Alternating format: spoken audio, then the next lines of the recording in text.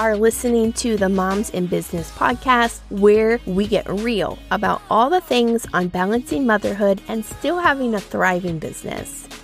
It is my goal that you hear from real moms, you hear real stories on mindset, time management strategies, and even the moments of crying in the shower, because we have all been there.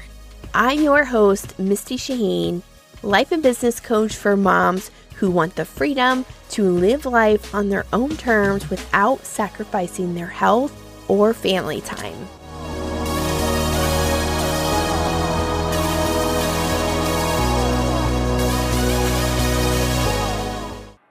Hello, let's talk about transits. It's eclipse season, and let's talk about 2021. So 2020 has been a difficult year for most. Let's talk about what has been happening. So we know that Saturn, Jupiter, and Pluto all been meeting up in the sign of Capricorn. What does this mean? So Saturn, he is the father figure of the zodiac, usually comes with some difficult lessons, things we need to learn, growing pains. So Saturn rules order, control, usually restriction. We've been seeing a lot of restriction this year, right? Saturn is at home in Capricorn, and Capricorn they rule over business, big business, like corporations, government, like formal ways of doing things, right? And Capricorn's there, or Saturn's there, kind of making sure things are going the way they're supposed to go. And then Pluto met Saturn in Capricorn. Pluto is the planet of the underworld and things that are unknown, secrets, destruction. Pluto comes in and he's all about power. So we have Pluto all about power and Saturn who's all about control and having order, and they are meeting in Capricorn and they're basically revolutionizing, destroying anything that's not working, destroying anything that's corrupt. We've seen a lot of corruption exposed.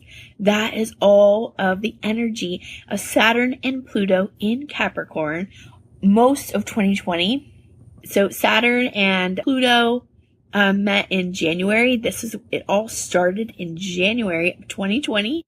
And then Jupiter came in, luck and expansion. And so Jupiter expands anything it touches, good or bad. So yeah, it was bad. And with Jupiter there, it just kind of made it worse. So let me know, how was your 2020? What things have you been going through? What things in your personal life, maybe needed to get an upgrade? You can look and see in your astrological birth chart where you have Capricorn, and this is the area that you probably seen the most upgrade, the most hardship. So for me, I had it in my sign, in my third house. So each house, we will go through all the houses. Each house has to do with an area of life. And I had it in my third house, which is the house of communication, siblings. So something really interesting happened. So first of all, I had this in my third house of communication. I ended up close to business, ended a business partnership, and completely pivoted my entire business, pivoted my messaging. I started a podcast. I just completely revolutioned, and I have all new branding in place.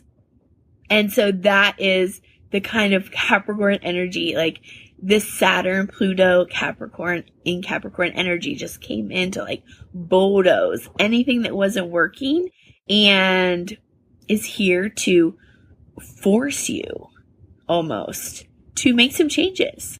And I also have my South Node on Capricorn.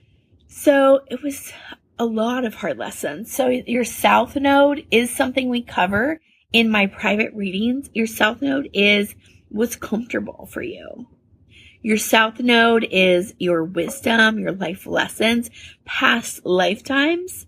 And however, in the life path, the way I teach in my private readings and in my courses, our life path is to go into the direction of the North Node, which is complete opposite. So what's comfortable for me is work. What's comfortable for me is business. However, I am being directed in this lifetime to learn how to balance my work and family and lean more into my role as a mother. And so this year, especially, I've realized the need for passive income. I've realized that I can't be present with my children and still be posting on social media every day, all day long. I've realized I need to have certain systems in place in my business so things are running behind the scenes, even if I need a day off, even if I have a sick baby. So those are just some of the things that I've been going through. So I would love to hear from you. So we are going to also talk about 2021, things that are changing, because we are going to see some changes in the next few weeks even. So tomorrow, if you're watching this, I'm recording this on Sunday night, and tomorrow is Monday, and we have a lunar eclipse in Gemini, in the sign of Gemini. And eclipses, I've been following the moon for about 4 years, and eclipses is like the full moon amplified. So a lot of people have no stories about the full moon. It makes us crazy. We have more energy, all the crazies come out. You hear all these stories like from the nursing homes or the hospitals. If you know anyone who works in these industries, they always talk about the energy of the full moon. The full moon, yes, our energy is amplified. We are more social. We want to go out and do things. And it's also a time of releasing what's not working. So when you have an eclipse, though, it's amplified even more. So this is a pivotal portal to release anything in your life that hasn't been working this year or previous, and really to step into a new version of yourself. Also have a solar eclipse in about 2 weeks in the sign of Sagittarius. So if you have any planets or any energies in Gemini or Sagittarius, this is probably going to be a very transformational year for you. The intentions that you've set can really pave the way for the next 6 months up to a year. So let me know, do you have any planets in the sign of Gemini or Sagittarius? So we have a lunar eclipse tomorrow. So I want to know, what are you releasing from 2020? So you can type in the comments, let me know what you're releasing. And then let's talk about 2021. So we have had all these planets in Capricorn, but they are shifting. Over the next couple weeks, we have Saturn and Jupiter moving into Aquarius. So Saturn actually has been in and out between Aquarius and Capricorn all this year. So we started in Capricorn, and then Saturn did move into Aquarius, but then it retrograded back into Capricorn. So we just saw a little preview of what's to come when Saturn moves into Aquarius. So we saw a little preview of how many businesses were forced to go online overnight. We saw a preview of our education system here in the US and how they had to pivot and go virtual. So these are probably some of the things that we can expect to see.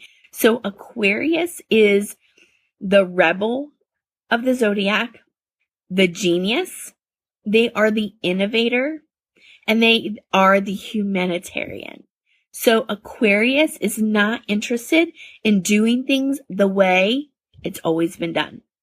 So Capricorn is very much a traditionalist. Like, this is the way it's done. No ifs, ands, or buts. Let's just do it the way it's always been done. But Aquarius is like, I know it's always been done this way, but what if we could do it a different way? What if we could do it better?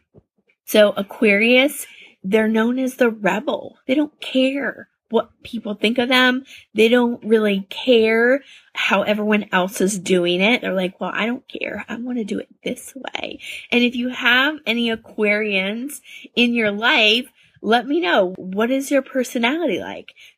And let me know if this resonates with their personality. So how I learned the zodiac when I was first learning was I thought of a person with that zodiac sign that had the characteristics of the classic sign. So my brother is a Capricorn. So I could envision the Capricorn energy by looking at my brother, who is a Capricorn. He's a hard worker. He's addicted to his work. He's very grounded. He's not super fiery. He is ambitious. He is driven by success and driven by money, but he doesn't care how long it takes to get there. And once he gets into his habits, it's like, this is just the way I do it. This is the way I've always done it. And I don't see any reason to change, right? So Aquarius, if you know an Aquarius, let me know, what is their personality like? Aquarians usually, we talked about them being the rebel. They are humanitarians. So Aquarians, they are not doing things for their own benefit usually. They prefer to do things for the collective. They're very much recognizing that we are all here on this earth together. We all have to get along, and why can't we just work together? And the Aquarians, they're the ones that they're environmentalists. They are trying to save the earth. They're trying to save the oceans. And again, they're not necessarily doing it for themselves. They're just doing it because this is the good for all of humanity. So Aquarians are also known as the genius, again, because they're not really interested in doing things the way everyone else has done it. They will find a better way. They're very intellectual.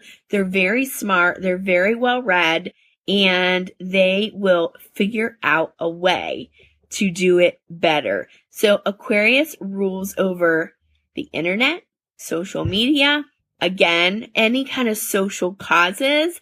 I think in 2021, we're going to see huge movements around businesses getting involved with their local economy, their local causes, even bigger causes. So this year I partnered with a marketplace. It's a marketplace with a mission, and every purchase goes to a specific cause. So if you buy a coffee mug, or you buy a t-shirt, you buy a pair of socks, there's causes behind every single purchase that you might be supporting anti-trafficking. You might be supporting the homeless, trying to get the homeless into jobs. You might be supporting suicide prevention. And I really think that a lot of businesses are going to be moving in this way, and consumers want to see businesses using their money for good, not just using money for profit. That's Capricorn energy. But we're moving into Aquarius, and Aquarius is we have to be doing things for the collective. We have to be doing things for the good of humanity. We are going to see huge changes in technology, huge changes in social media, how we use social media. Again, not always for our own benefit, because Aquarius rules over social communities. They're master networkers. They're very good at collaborating and recognizing win-win situations. How can we all come together to create this global change? So we're going to see a lot more collaboration with businesses, in communities. Again, we also have Uranus in Taurus, and Uranus rules over Aquarius. And again, Uranus is the rebel, not about doing things the way it's always been done, but Uranus is in Taurus, and Taurus is a grounded sign. They're very much about like laying the foundation. And so we're seeing a lot more things around sustainability, herbalism, homesteading. This is about creating your own sustainability. This is about you taking control of your own life, your own food sources. And I think we're going to see a lot more innovation in those areas. So let me know where you have Aquarius in your birth chart. So let's go around the zodiac and figure out where this is going to affect you the most in your life. So if you could pull up your natal birth chart, there's houses that are all around your chart. If you have Aquarius in your first house, or you are Aquarius ascendant or rising sign, then this is going to affect your identity. This is your first house of identity. You could see changes around how you see yourself, what you stand for, changes around how you want others to see you. Maybe you've had your own internal shifts, but you haven't always been vocalizing how you want to be treated by friends and family. So this is an identity shift if you have Aquarius in your first house. If you have Aquarius in your second house has to do with your values and also money. So you could have a change in how you make money, a change in jobs, change in careers, specifically around money and handling money. If you have Aquarius in your third house, this has to do with your communication, also has to do with siblings. I forgot to tell you the story around my Capricorn and South Node, my South Node in Capricorn in my third house, which is all about communication. And me and my brother, he had been living here for a while, and he's a Capricorn. So he had been living here for a while, couple years. He went through his own like drug addictions and alcoholism, and we did what we could to help him out because he didn't have a place to live. And so he lived here for a while. And then in November, had a big fight. He had to leave. Him and my husband weren't getting along, and he had to go. And shortly after, about 2 weeks later, his girlfriend, who was my nanny, quit on us. And that created a huge ruckus. She ended up trying to take us to court for some money. Crazy story. She said she lost her wedding ring here at my house, and it must be here in the house, and if we didn't find it, we must have stole it. So she tried to take us to court. She didn't win that. So most of 2020, there's been a lot of tension between me and my brother, to the point where he wasn't talking to me. Not because he didn't want to talk to me, because his girlfriend pretty much forbid him to talk to me, and he wanted to save face with her. So we hadn't been talking most of 2020. He wouldn't answer my calls. He wouldn't answer my text messages, nothing. And then we had a huge breakthrough over the weekend. Last weekend, my mom's family got together for Thanksgiving, and his girlfriend came, and we talked, and he's able to talk now. We're talking now, I guess, again. So that is a huge, wow moment. And that was just a perfect story about my South Node in the sign of Capricorn, and Saturn and Pluto, coming through that, and just wanting to revolutionize relationships. So if you have Aquarius in your third house, you can expect big changes around your communication style or your sibling relationships. If you have Aquarius in your fourth house has to do with home and family. I have Aquarius in my 4th house, so I'm expecting big changes around our home, family life, and even you can expect a move, possibly. If you're looking to move, now would be a good time if you have Aquarius in the 4th house. Aquarius in the 5th house has to do with your creativity. It also has to do with romance and children. So this could be, your relationship with your children, creativity. Maybe you need to find a creative outlet. Aquarius in the 6th house has to do with your work life, self-care, and your daily rituals. This is your habits. So if you have Aquarius in the 7th house, this is your relationships. This could be your partnership, like with a significant other. It also could be business relationships. Aquarius in the 8th house has to do with business, investments, any kind of shared resources. So like stock market, business, inheritance, insurance. Aquarius in the 9th house has to do with teaching, philosophy, higher level learning. Aquarius in the 10th house is house of career. So you could expect a change in career. It could be a change in location for you. You might get relocated with your work.